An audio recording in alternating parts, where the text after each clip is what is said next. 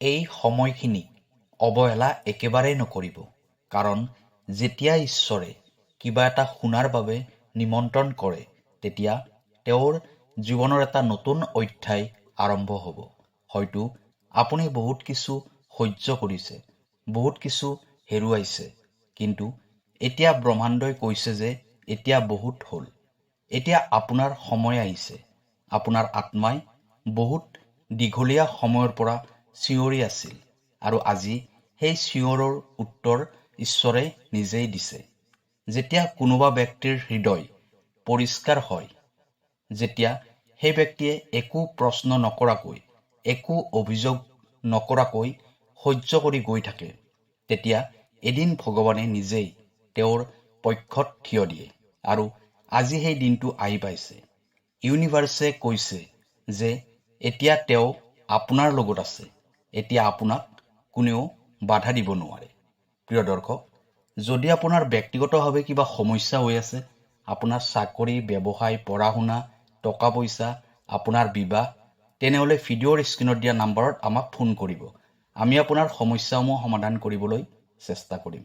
ভিডিঅ'টো শ্বেয়াৰ কৰি দিব আৰু কমেণ্টত লিখিব, থেংক ইউ ইউনিভাৰ্ছ। এতিয়া হওক ভিডিঅ'ৰ পৰৱৰ্তী অংশলৈ যাওঁ। আপুনি আপোনাৰ জীৱনত বহুত মানুহক সুখী কৰিবলৈ চেষ্টা কৰিছে চাগে। হয়তো কাৰোবাক সুখী কৰিবলৈ নিজকে সলনি কৰিবলৈ চেষ্টাও কৰিছিল। কিন্তু কোনোবাই আপোনাক সঁচাকৈয়ে বুজিবলৈ চেষ্টা কৰিছিল নে? নাই, কোনেও বুজিবলৈ চেষ্টা কৰা নাছিল। কাৰণ ভগৱানৰ পৰিকল্পনা সদায় এনেকুৱা নহয় যিদৰে মানুহে ভাবে। ভগৱানে আপোনাৰ মন প্ৰথমতে ভাঙি পেলালে, যাতে আপোনাক তেওঁ নতুন ৰূপত সজাই তুলিব পাৰে। কাৰোবাৰ লগত থকা সম্পৰ্কবোৰ ভাঙি দিলে, যাতে নতুন আত্মা আপোনাৰ জীৱনত প্ৰৱেশ কৰিব পাৰে। তেওঁ আপোনাক খালী কৰি দিলে, যাতে আপোনাক আকৌ ভৰাই তুলিব পাৰে, শান্তিৰে, প্ৰেমেৰে। ভগৱানে আপোনাক এতিয়া সেই ঠাইলৈ লৈ যাবলৈ বিচাৰে, যি ঠাই কেৱল আপোনাৰ বাবে প্ৰস্তুত কৰা হৈছে। ইউনিভাৰ্ছে কৈছে যে তেওঁ আপোনাক চালি জাৰি চাইছে, আপোনাৰ হৃদয় দেখিছে, আপোনাৰ চৰিত্ৰ দেখিছে, আৰু এতিয়া আপোনাক সেই বস্তুটো দিয়াৰ বাবে সময় আহি পাইছে, যিবোৰ বস্তু আপুনি সঁচাকৈয়ে পোৱাৰ যোগ্য হয়। আপুনি সেইবোৰ সহ্য কৰিছে, যিবোৰ সকলোৱে সহ্য কৰিব নোৱাৰে। আপুনি সেই দুখ বেদনাবোৰ সহ্য কৰিছে, যিবোৰ দুখ বেদনাৰ কথা কোনেও জনাই নাছিল। তথাপিও আপুনি কাকো দোষ দিয়া নাই। আপুনি চুপচাপ সকলোবোৰ ভগৱানৰ ওচৰত সমৰ্পণ কৰি দিছিল। এইবোৰ কাৰণতেই আজি ভগৱানে আপোনাৰ পক্ষত কৈ আছে। এতিয়া ব্ৰহ্মাণ্ডই আপোনাক সকলোবোৰ চকুপানীৰ হিচাপ দিব। এতিয়া আপুনি বুজি পাব যে যিবোৰ বস্তু আপোনাৰ জীৱনত ভাঙি ছিঙি গৈছিল, এতিয়া সেইবোৰেই আপোনাৰ সাহস হ'ব, আপোনাৰ শক্তি হ'ব। আপোনাৰ প্ৰতিটো ৰিজেকশ্যন, প্ৰতিটো ফেইলাৰ, প্ৰতিটো হেৰাই যোৱা সুযোগ, সেই সকলোবোৰ ডিভাইন প্লানিঙৰ অংশ আছিল। কাৰণ ভগৱানে কেতিয়াও আপোনাক সেই ঠাইত এৰি নিদিয়ে, যি ঠাইত আপোনাৰ কোনো অধিকাৰ নাথাকে। তেওঁ আপোনাক সেই ঠাইলৈ লৈ যাব, য'ত আপোনাৰ আত্মাই শান্তি লাভ কৰে, য'ত আপোনাৰ উদ্দেশ্য পূৰণ হ'ব পাৰে। ভগৱান যেতিয়া সুখী হয়, তেতিয়া তেওঁ আপোনাক সংকেত প্ৰেৰণ কৰে। আৰু যদি আপুনি কিছুদিন আগৰ পৰা কিছুমান আচৰিত ধৰণৰ সংকেত পাইছে, যিদৰে বাৰে বাৰে কোনোবা এটা নাম্বাৰ দেখা পোৱা, কোনোবা এটা পুৰণি গান বাৰে বাৰে শুনি থকা, অথবা কোনোবা এজন ব্যক্তি হঠাতে আপোনাৰ জীৱনলৈ ঘূৰি অহা, তেতিয়া আপুনি বুজি লওক যে ভগৱানে আপোনাৰ দিশ পৰিৱৰ্তন কৰিব ওলাইছে। এই সংকেতবোৰে আপোনাক মনত পেলাই দিব বিচাৰিছে যে এতিয়া সময় আহি গৈছে নিজৰ নতুন যাত্ৰা আৰম্ভ কৰাৰ। এতিয়া সেই দিনবোৰ দূৰ নহয়, যেতিয়া আপুনি পিছলৈ ঘূৰি চাই দেখিব আৰু ক'ব যে ভালেই হ'ল। সকলোবোৰ তেনেকৈ নহ'ল যিদৰে মই ভাবিছিলোঁ, কাৰণ ভগৱানে মই ভবাতকৈ বহুত বেছিকৈ দিছে।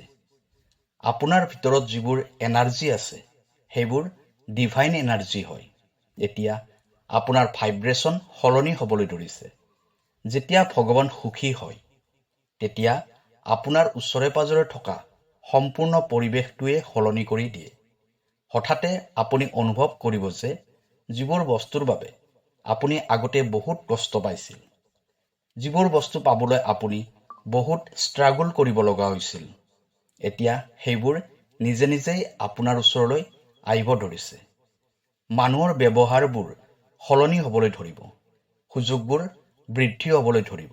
কাৰণ যেতিয়া ভগৱান সুখী হয় তেতিয়া মানুহক নিজক নিজৰ সৈতে চিনাকি কৰাই দিয়ে।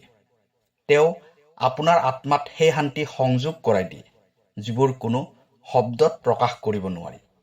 আপুনি অনুভৱ কৰিব যে এতিয়া সকলোবোৰ কোনোবা অচিনাকি শক্তিৰ দ্বাৰা পৰিচালিত হ'বলৈ ধৰিছে, আৰু সেই শক্তিটোৱে ভগৱান হয়। আপুনি আগতে অনুভৱ কৰিছিল যে আপুনি অকলশৰীয়া হয়, কোনেও আপোনাৰ কথা নুশুনে, কিন্তু এতিয়া ভগৱানে কৈ আছে যে মই সকলোবোৰ কথাই শুনিছোঁ, কেৱল সময়ৰ বাবে অপেক্ষা কৰি আছিলোঁ, আৰু এতিয়া সেই সময় আহি পৰিছে। তেওঁ সেই সকলোবোৰ প্ৰাৰ্থনাৰ উত্তৰ দিব যিবোৰ প্ৰাৰ্থনা আপুনি ৰাতি কান্দি কান্দি কৰিছিল। এতিয়া আপোনাৰ আশীৰ্বাদৰ দুৱাৰ মুকলি হ'বলৈ ধৰিছে। আপোনাৰ জীৱনত এতিয়া হঠাতে কিছু এনেকুৱা হ'ব যিয়ে আপোনাক আচৰিত কৰি তুলিব। সেই বস্তুবোৰ হঠাতে হোৱা যেন লাগিব, কিন্তু সেইবোৰ সংযোগ নহয়, সেইবোৰ ভগৱানৰ পৰিকল্পনা হয়। আপুনি হয়তো ভাবিব এইবোৰ কেনেকৈ হৈ গ'ল, আৰু তাৰ পৰাই আপোনাৰ ডিভাইন ট্ৰেন্সফৰ্মেশ্যন আৰম্ভ হ'ব। এতিয়া ভগৱানে আপোনাৰ ওচৰৰ পৰা আঁতৰি নাযায়। আপুনি য'তেই যাব তেওঁৰ উপস্থিতি অনুভৱ কৰিব। তেওঁ আপোনাৰ বিচাৰধাৰাত থাকিব, তেওঁ আপোনাৰ কথা বাৰ্তাত থাকিব, আপোনাৰ হাঁহিত থাকিব। আৰু যেতিয়া আপুনি আনক সহায় কৰিব, তেতিয়া আপুনি কাৰোবাৰ হৃদয় ভাঙি যোৱাৰ পৰা বচাই দিব, তেতিয়া ভগৱান আৰু বেছি সুখী হ'ব। কাৰণ এইটোৱে তেওঁৰ মেছেজ হয়, প্ৰেম বিলাই দিয়া, পোহৰ বিয়পাই দিয়া। আপুনি হয়তো ভাবি আছে যে ভগৱান সঁচাকৈয়ে মোৰ প্ৰতি সুখী হৈছে নেকি? তেনেহ'লে ইয়াৰ উত্তৰ হ'ল হয়। যদি এই ভিডিঅ'টো আপুনি নিজে নিজেই পাইছে, যদি আপুনি এতিয়া এইবোৰ শুনি আছে, তেনেহ'লে বুজি লওক যে ভগৱানে নিজেই আপোনাক বাছনি কৰিছে। কাৰণ ব্ৰহ্মাণ্ডই জানে যে এতিয়া আপুনি তেওঁৰ সংকেতবোৰ বুজিব পাৰিছে। এতিয়া আপোনাৰ আত্মাৰ স্তৰ ইমানেই উচ্চ হৈ গৈছে যে এতিয়া আপুনি যিকোনো সংকেতেই চিনিব পাৰে। আপুনি এতিয়া যি স্থিতিতে আছে, সেইটো কঠিনেই হওক নাইবা সমস্যাৰে জৰ্জৰিতই হওক, ভগৱানে তাৰ সমাধান নিজেই প্ৰস্তুত কৰি আছে। আপুনি কেৱল বিশ্বাস ৰাখিব লাগিব, নিজকে সমৰ্পণ কৰিব লাগিব।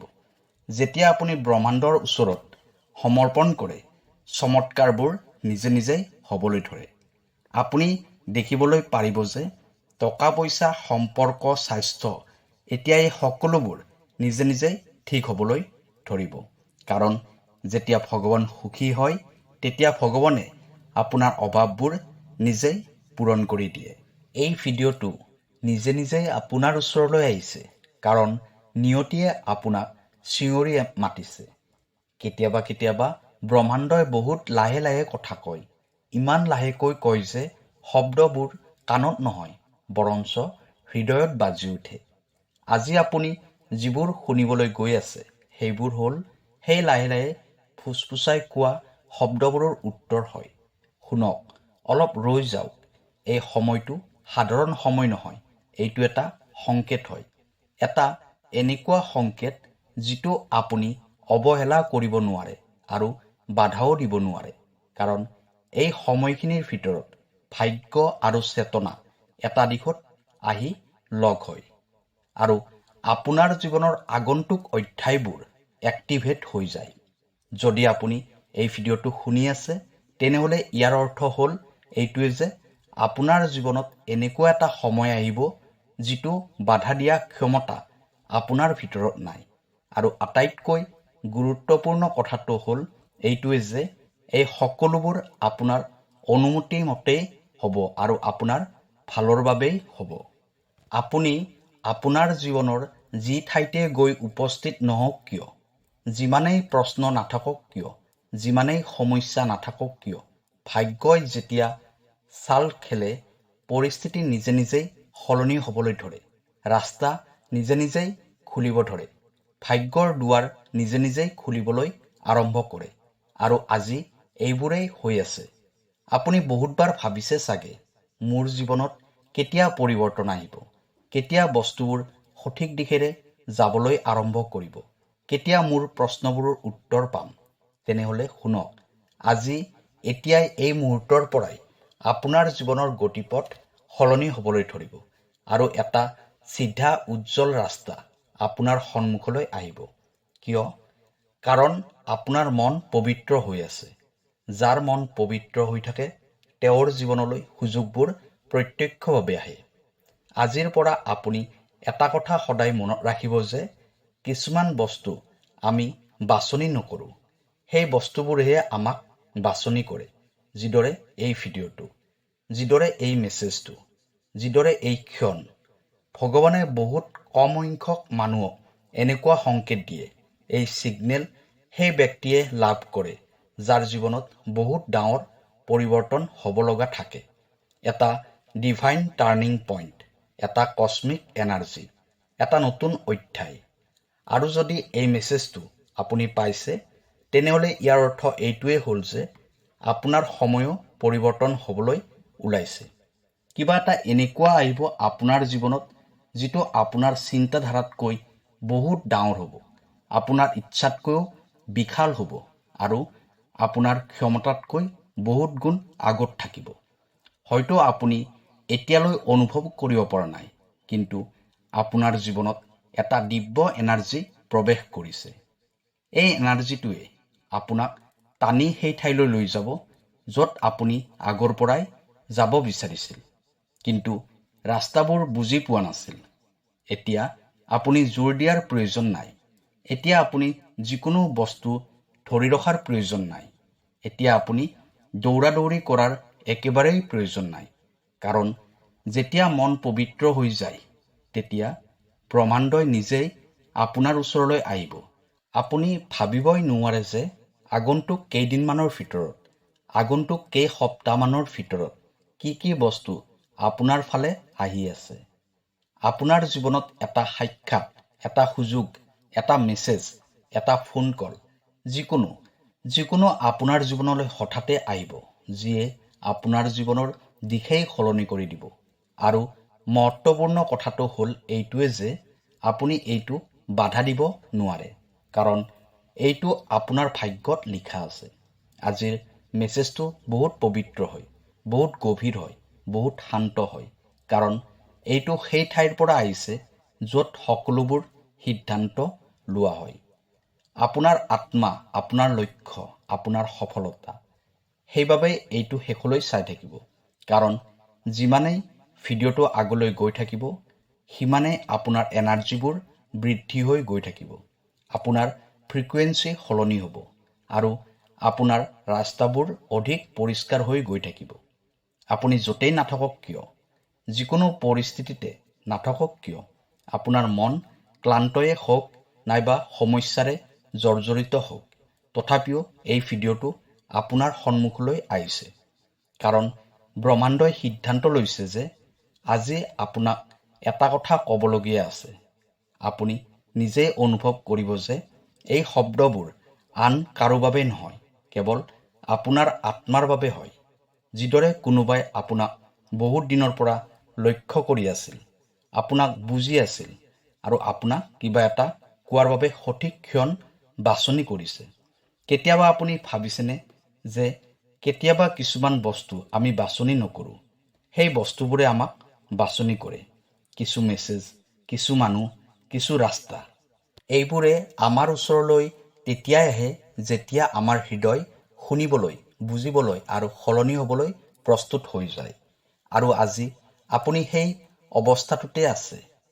এই সময়ত আপোনাৰ মন খোলা হৈ আছে, আপোনাৰ এনাৰ্জিবোৰ এক্টিভ হৈ আছে আৰু আপোনাৰ ভাগ্যই আপোনাৰ ফালে তীব্ৰ গতিত আহি আছে।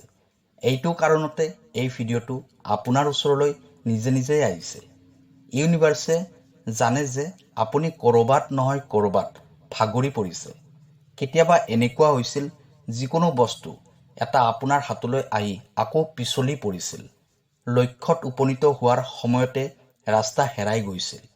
এতিয়া এইবোৰ কিয় হৈ আছিল সেই কাৰণবোৰো আপুনি এতিয়া বুজি পাব।